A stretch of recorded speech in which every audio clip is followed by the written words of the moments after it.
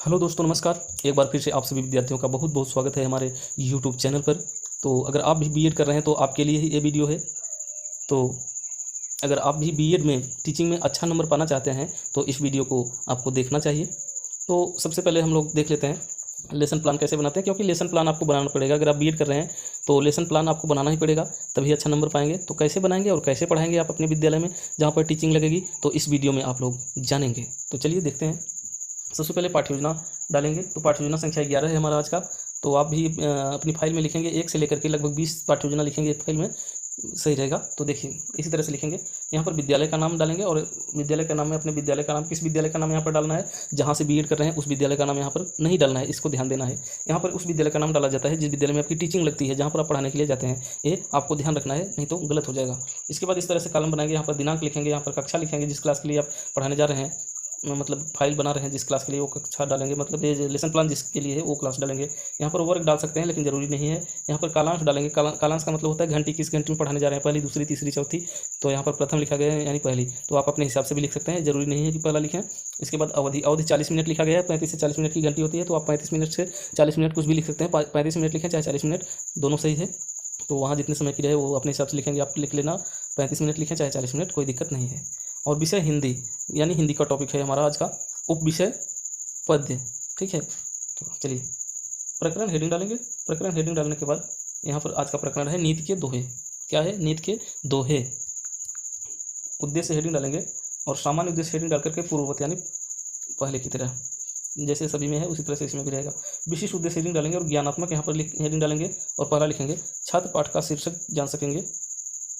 दूसरा, छात्र कवि का नाम जान सकेंगे। तीसरा, छात्र कवि की जीवनी जान सकेंगे।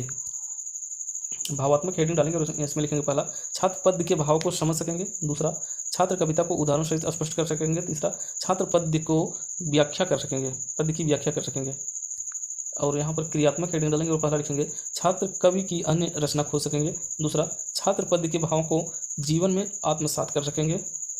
इसके बाद तीसरा, छात्र पद्य के भाव से प्रेरित हो सकेंगे। अब यहाँ पर हेडिंग डालेंगे सहायक सामग्री और यहाँ पर लिखेंगे कबीरदास का चित्र, यानी कबीरदास का एक चित्र होना चाहिए वहाँ पढ़ाने के लिए, दिखाने के लिए। पूर्व ज्ञान हेडिंग डालेंगे और उसमें लिखेंगे छात्रों को कबीरदास के बारे में सामान्य जानकारी है। ये हो गया। अब यहाँ पर लिखेंगे क्रम संख्या, ये हो गया। यहाँ प्रस्तावना हेडिंग डाल करके और यहाँ पर छात्राध्यापक क्रिया या छात्राध्यापिका क्रिया अपने हिसाब से, और यहाँ पर छात्र क्रिया, ठीक है। यहाँ पर छात्राध्यापिका या छात्राध्यापक, अगर आप छात्रा हैं तो छात्राध्यापिका लिखना है, छात्र हैं तो छात्राध्यापक, ठीक है। और इसी तरह से सभी। पहला इसमें लिखेंगे भक्ति काल के कुछ कवियों के नाम बताइए, बच्चे बताएंगे सूरदास, कबीरदास, मीराबाई। दूसरा, साखी किसकी रचना है, बच्चे बताएंगे कबीरदास की। साखी कबीरदास की किस रचना का संग्रह है, तो बच्चे बताएंगे दोहा। उद्देश्य कथन, तो इसमें लिखेंगे हेडिंग उद्देश्य कथन और इसमें लिखेंगे बच्चों आज हम सभी मिलकर नीति के दोहे जो कबीरदास जी द्वारा रचित है अध्ययन कर सकेंगे, करेंगे। प्रस्तुतिकरण हेडिंग डालेंगे और यहाँ पर लिखेंगे प्रथम अन्विति, दुर्बल, ऐसे डैश डैश करके, यहाँ पर शरीर, ये हो गया। आदर्श वाचन हेडिंग डालेंगे और यहाँ पर छात्राध्यापिका द्वारा या छात्राध्यापक द्वारा उचित लय, यति, गति, छंद, आरोह अवरोह के साथ दोहे का आदर्श वाचन किया जाएगा। कहने का मतलब दोहा वहाँ पर पढ़ना है और एक लय के साथ, एक प्रवाह के साथ, जिससे कि अच्छा लगे। और तुक तो होता ही है, सभी को ध्यान में रखते हुए आपको पढ़ना है एक सही गति के साथ, ठीक है। और यहाँ पर हेडिंग डालेंगे अनुकरण वाचन, कतिपय छात्रों द्वारा अनुकरण वाचन किया जाएगा, ठीक। ये लिखेंगे निरीक्षक एवं उच्चारण संशोधन, निरीक्षण एवं उच्चारण संशोधन हेडिंग डालेंगे और इसमें लिखेंगे छात्रों द्वारा गलत उच्चारण को सही कराया जाएगा। ये हो गया। यहाँ पर लिखेंगे काठिन्य निवारण, यहाँ पर शब्द, यहाँ पर अर्थ, यहाँ पर विधि, यहाँ पर प्रयोग।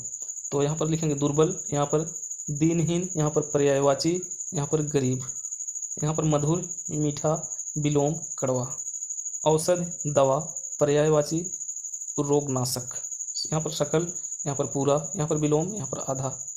ये हो गया।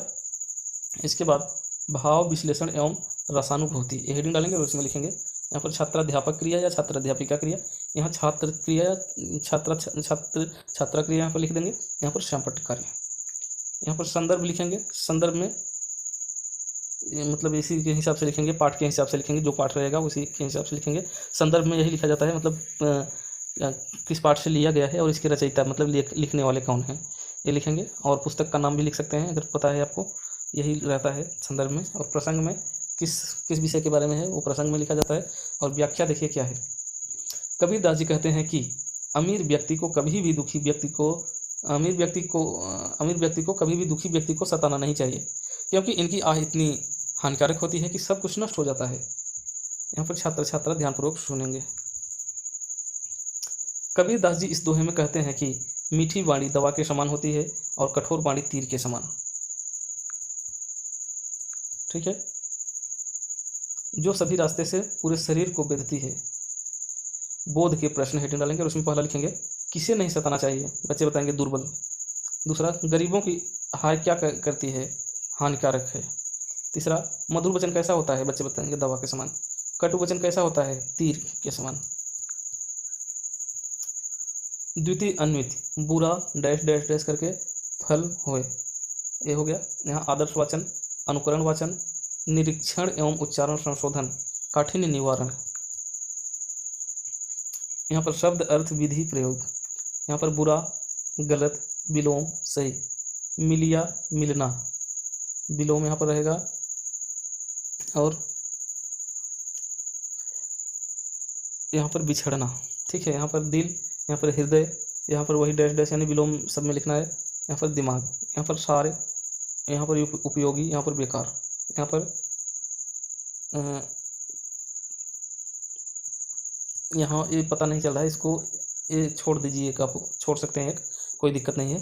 समझ में नहीं आ रहा है क्या लिखा है तो ये हम भी किसी फाइल से ही पढ़ा रहे हैं और ये फाइल किसी दूसरे व्यक्ति की लिखी हुई है और इसमें ये पता नहीं चला, इसको छोड़ दीजिए, एक छोड़ देंगे, कोई दिक्कत नहीं है। ठीक है, यहाँ पर भाव विश्लेषण एवं रसानुभूति हेडिंग डालेंगे और उसमें लिखेंगे छात्राध्यापिका क्रिया या छात्राध्यापक क्रिया। अगर आप छात्राध्यापक हैं यानी छात्र हैं तो छात्राध्यापक लिखेंगे, छात्रा हैं तो छात्राध्यापिका लिखना है। और यहाँ छात्र क्रिया, छात्र छात्रा क्रिया लिख देना। यहाँ पर सापट्य कार्य, यहाँ पर व्याख्या हेडिंग डालेंगे और उसमें लिखेंगे कबीरदास जी कहते हैं कि मैं जब दूसरे में बुराई ढूंढता हूँ तो मुझे कोई नहीं मिलता, अपितु जब मैं खुद के भीतर देखता हूँ तो मुझसा बुरा कोई है ही नहीं। कबीरदास कहते हैं कि ऐसे ज्ञानी व्यक्ति की जरूरत है जो सत्य का ज्ञान करा दे, जिस प्रकार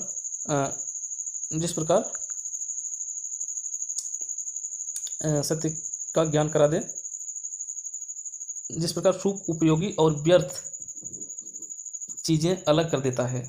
कबीरदास जी कहते हैं कि हे मन धैर्य रख, सब सही होगा। जिस प्रकार माली पेड़ों को सींचता है लेकिन ऋतु आने पर ही फल लगते हैं। बोध के प्रश्न हेडिंग डालेंगे और उसमें लिखेंगे पहला, कबीरदास जी ने सबसे बुरा किससे माना है, तो खुद को। दूसरा, साधु कैसा होना चाहिए, सूप जैसा। मन को कैसा रखना चाहिए, धैर्यवान। आदर्श वाचन, आत्मीकरण। समभाव की दूसरी कविता।